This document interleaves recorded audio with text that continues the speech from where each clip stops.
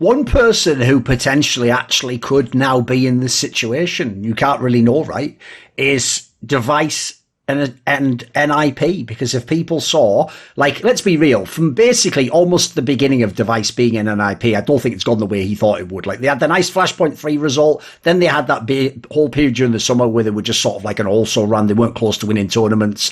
Then they got it together for the RMR. For the major, I thought it was just okay. I wouldn't say it was good, I wouldn't say it was like totally terrible. They just crept into the top 8 and that was all they did. And then after that, look, they had some okay runs and some that were underwhelming. So I think a lot of people have heard this news that was reported by Nell from 1vp.fr or whatever that fucking site is, and in collaboration with DeSoto, there was a report that claimed that Dev1ce was potentially viewing a move the opposite way, to go back to Astralis, who obviously either don't have an AWP or use Lucky. By the way, here's a stat for you. Lucky had 0 AWP kills over those last 3 lands. So yeah, there isn't using it or he doesn't get kills with it. So basically, that's another one that it's like before. On paper, that makes perfect sense. Obviously, like, assuming Dev1ce wants to go to Astralis, wants to play in Denmark, they need an AWP, his old mates, like, a lot of it makes sense. The problem is, like, there's 2 angles on this. One, Dev1ce himself has come out and claimed that he literally used words like it's a falsity, talked about people sort of like, speculating, etc. He basically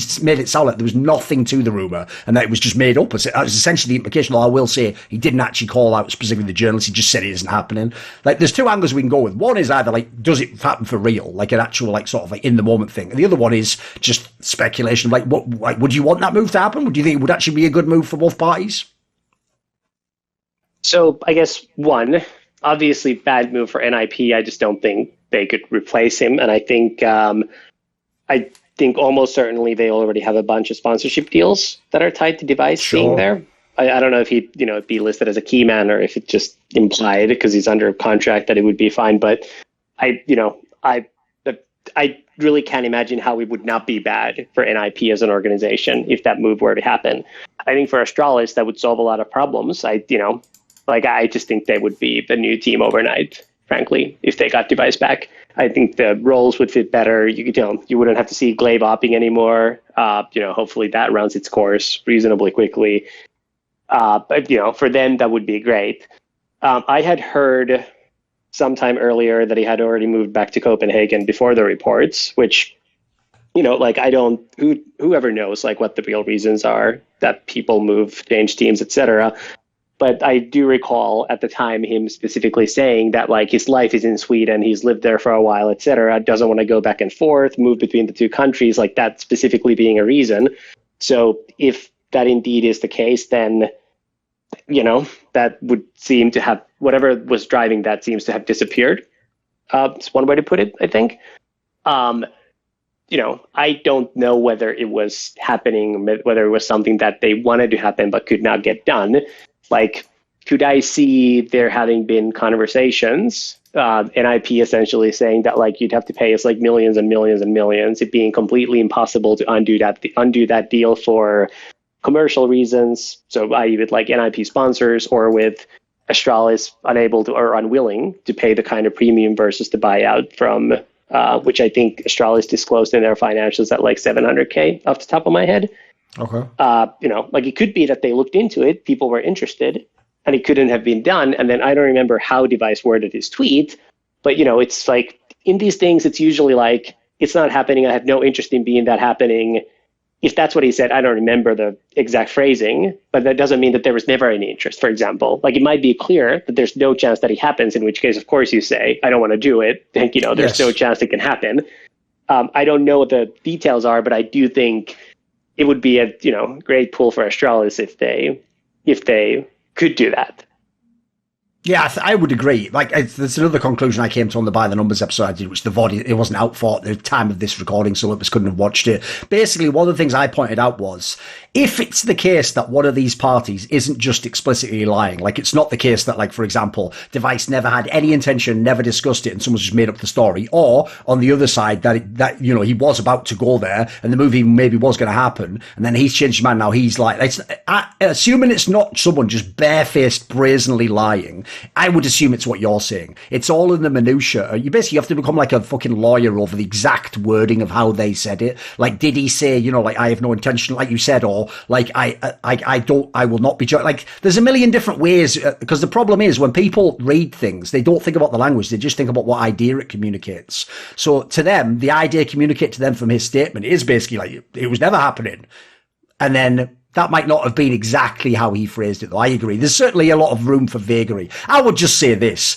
I would certainly hope on the journalist side there is no fuckery on their side. In my opinion, here's the difference. Dev1ce can be like a mild liar or misphrase something. That can happen. I'm not a fan of it, but that can happen. It's not the end of the world. If a journalist, on the other hand, is in any way like sort of like, let's say, exaggerating or pushing the envelope a little bit on how he's wording it on their side, I do think that's fucked up just ethically as a journalist. Like, your job is not to mislead and inform people, especially not if you have any sort of I'll just say this, if your source in any way could benefit from the story. Like, imagine your source was Astralis, for example. I think that's fucked up if you're trying to use that to sort of manipulate the market or the player in that setting, especially if you're going to have to use a lie to do so.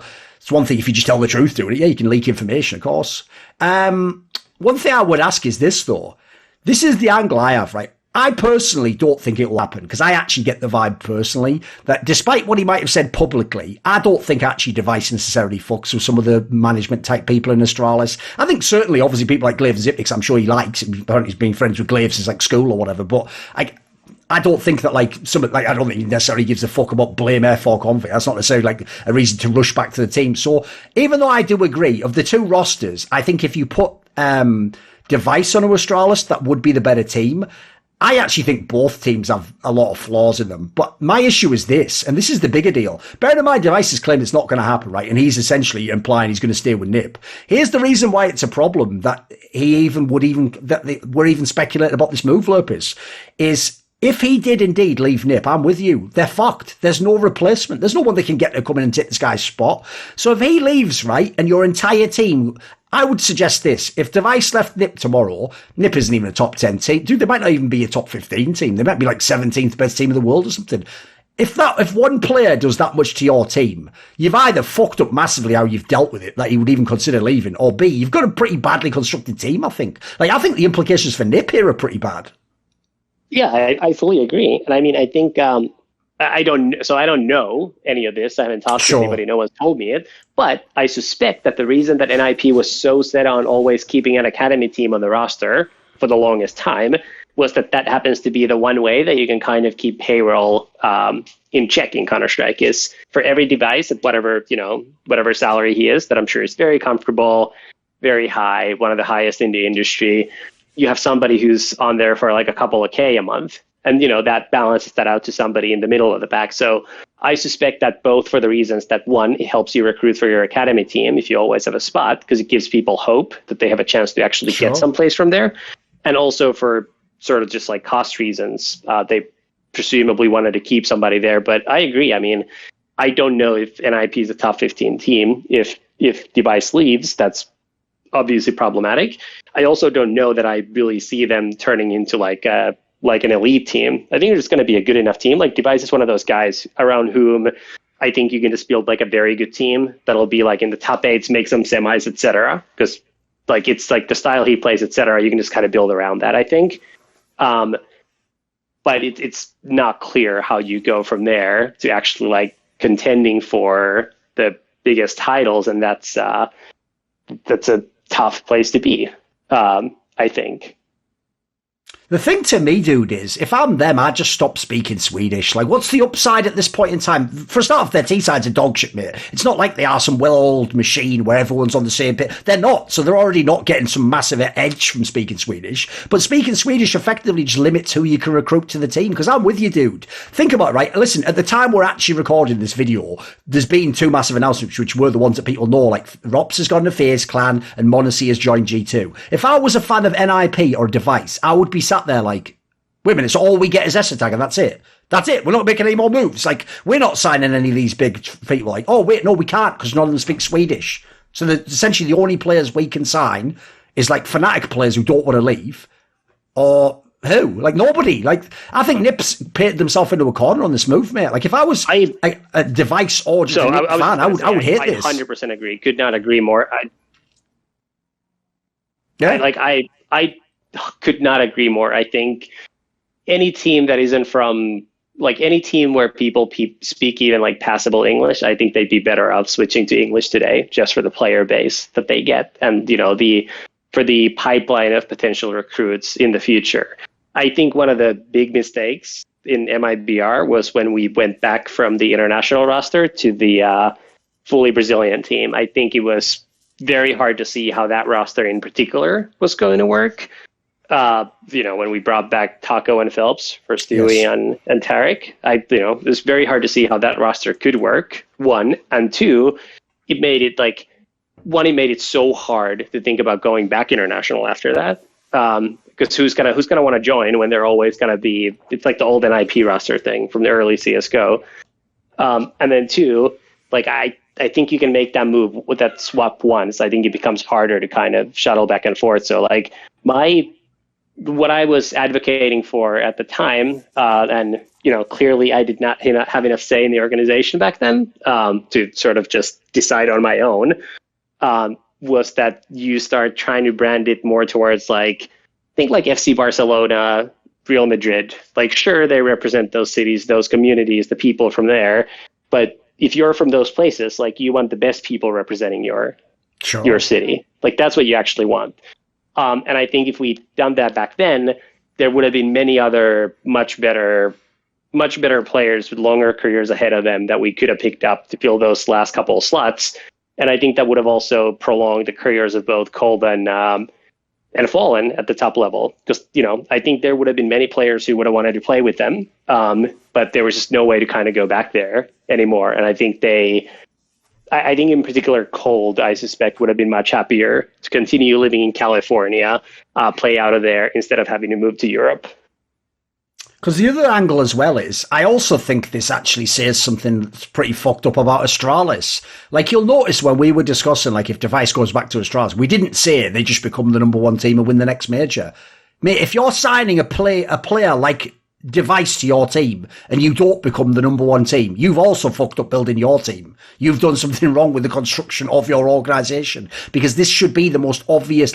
This player should fit in most teams and be able to play at a very high level consistently, which is you can count on one hand the players that would fit into that sort of category, and it's just a slam dunk. And then you look at the resume, look how young he is, does all these years. So my problem if I'm Astralis, and we're obviously not getting Dev1ce in this equation, is how have we fucked up our org so that we're also still at least a piece or two away from getting to the top again? Because my problem goes like this. While there is an out, for example, part of the news that Rops has left Mouse was also that they've benched A-Core, right? So maybe there's a world where they get someone like an A-Core, a Farley, more proven AWPers that at least someone like Glaive could do something with and maybe turn them into a star. Yeah, if they get a player like that, they can be better and they can sort of maybe start to mix it up. But I also think this is the angle that people don't realise here, Lurpus, right? I asked someone this earlier.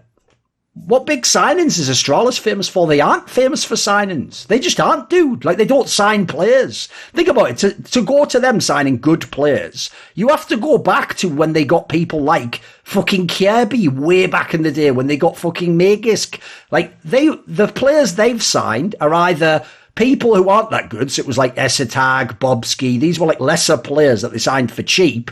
And then we all know part of that, it appears, looks like it was fuckery with the PR and the rotation and all that. And as far as I can tell, it was just insurance, so they don't look silly if 2 or 3 of the big name players left to a different org last year or 2 years ago. And then the other part is Config and Blame F are huge names, but they weren't signed. They were signed for free at the end of their contracts, as far as I'm aware. I don't believe there was actually transfers. So in this scenario, there's an interesting area I thought maybe I could open it up to you to talk to, because to a fan this won't make sense of, is because they think Astralis, and especially in CSGO, Astralis they would think should be considered the number one org, right? Look at the success they've had. But if you actually look at the way they're operating, they're actually operating almost more in the vein of a budget org or something. It looks like they're willing to spend, as far as I can tell, only on salary. It looks like they don't want to do buyouts.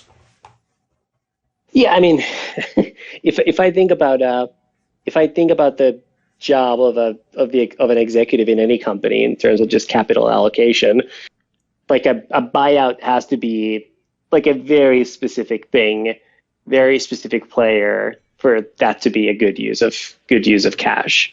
Because unless you're getting somebody who's really, call it one of the very best elite level players, or somebody who just happens to just plug the hole that you specifically have happens to be that one player who speaks the right language, is the rare in-game leader that suits your players, etc., that sort of thing.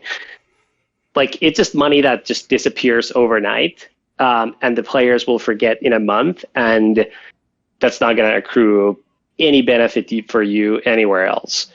I think the worst place to spend money, and I'm sure we've also done this over the years, by the way, is spend money on like mediocre, pretty good players in buyouts, because I think that part of the market tends to be, if not overvalued, then at least fully valued. I don't think you're getting bargains. I mean, put it this way, it doesn't scale, does it? Like, if ROPS, like, I'll give you a random number. If we made up a number, let's say, I'm going to pick a number that would at least be reasonable. Let's say ROPS went for like 350,000, right? The problem is, it's not like then if you want like Acor, he costs like 5,000. No, unfortunately, he probably costs 100k. You know what I mean? Like, it doesn't scale, does it? It doesn't make sense. Like, the joke is, the top player actually in that scenario maybe he's undervalued because he has extra implied effect on your rest of your players, on your brand, etc.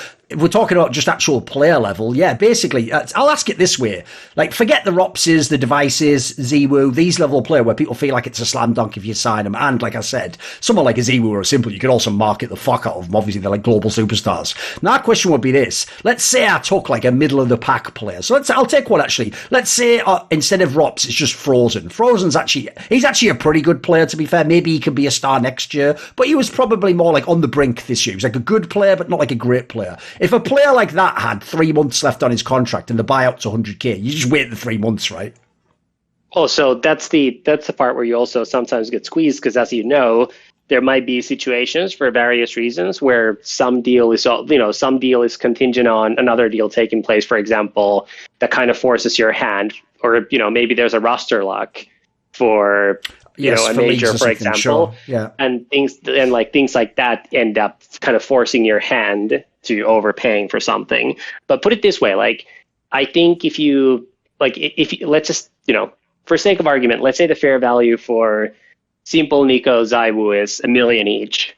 Sure. I think if that's the case, like, you would rather pay that $1 million any day of the week than you would pay, call it like even $500,000 for trying to think of like I would rather get Zywu or Simple or Nico for $1 million than the entire Gambit roster for $500,000. Okay. What's the rationale? I think you can build an international team that you can monetize internationally or on any one of the aforementioned players. And I think if you have Gambit, you're stuck in the Russian market. And there's no real way out anytime soon unless like something happens and they just get bigger. Look, it doesn't mean that like you actually wouldn't pay 500 for that, and like I don't think you could buy any of those players. Just for that $1 deal million. makes more sense. Yeah, but like, and like that might not be the exact ratio. But like, if you told me that I could either have all of Gambit or I could have Zywu for 4 years, I think I would still take Zywu. Want to see more cool, funny, interesting clips based on topics from my content? Well, subscribe to this channel then, or, be a pleb and don't.